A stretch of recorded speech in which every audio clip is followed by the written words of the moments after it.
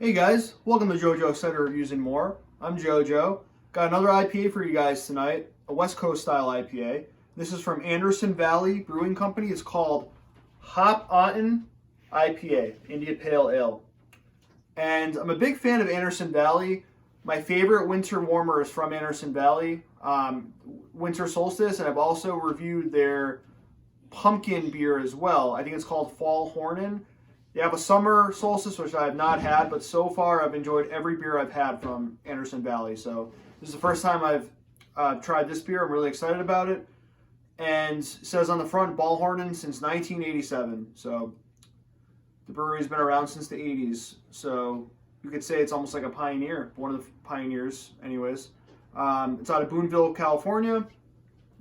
As far as ABV goes, it's 7%, and it's 80 IBUs. Again, it's American style, West Coast style, however you want to call it. IPA, old school. Gets 90 out of 100 on Beer Advocate. So let's get right into it, guys.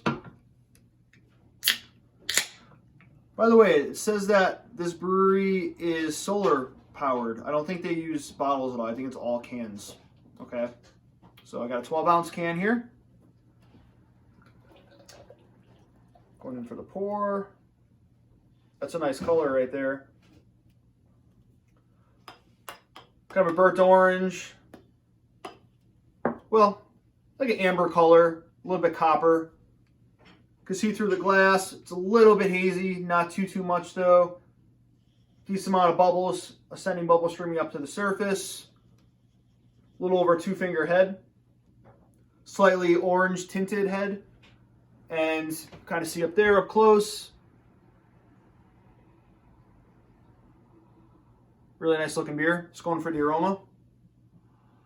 Right off the bat, I get that malty sweetness actually. I was expecting bitterness right off the bat, but I'm not getting it initially. Okay, so a little bit of grapefruit there, citrus. Maybe some lemon in there as well, some lemon zest. Now picking up a little bit of the hop bitterness. Some white bread notes as well, some sweet malty notes as well, and some bready notes as well with that malt. Looks good, guys. Without further ado, salute. Can already tell it's leaving a good amount of lacing. Okay, so that's kind of a punch. The bitterness is a little bit of punch there. I can tell you right now, if you're not into the heavy hoppy kind of bitter beers, you probably won't like this one. Not the most bitter beer I've ever had, but the 80 IBUs are definitely showing for sure. Grapefruit notes. Lemon zest.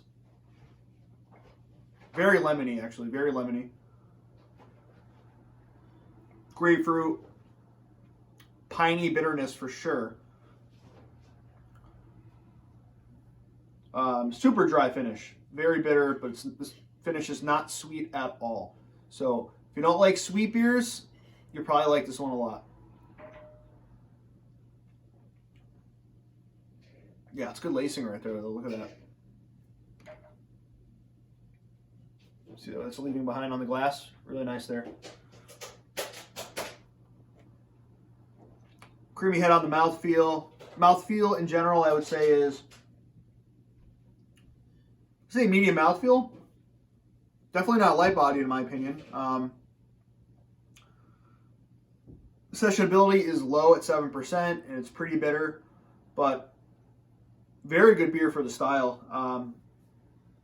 Especially if you like those hoppy beer guys. I should say hoppy bitterness. Remember, if a beer is hoppy, it is not necessarily bitter.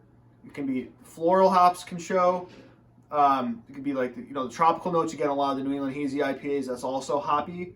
So, although this beer, I would say there's a ton of hop bitterness, but it's not necessarily always the case. When a hoppy beer doesn't have to be bitter necessarily.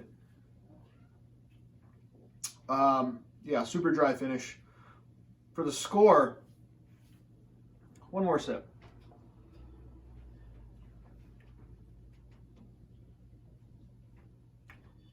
That's a really good American IPA. We're going high. I'm going to go 94 out of 100. It is an A beer, and 90 out of 100 on beer advocate. I'm going a little bit higher. I really enjoy this. I think this has been around a long time, this IPA. It's the first time ever having it, but I feel like it was just really popular at the height of like that West Coast old school IPA craze, right before the New England IPAs were kind of ushered in around 2014 with Alchemist brewing the Heady Topper.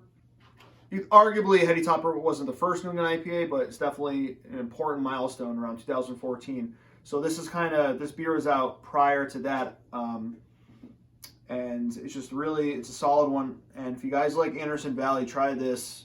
If you haven't tried them, give them a shot. They're becoming one of my favorite breweries, honestly. I've only had a few beers from them, but I'm enjoying every single one. I can't wait to try the Summer Solstice. This should be really good. But old school IPA, and yeah, definitely recommend it. If you guys enjoyed this, feel free to subscribe, hit the like button, leave a comment if you like. I love reading comments. Always enjoy replying back. So appreciate you guys watching. Until next time, salute.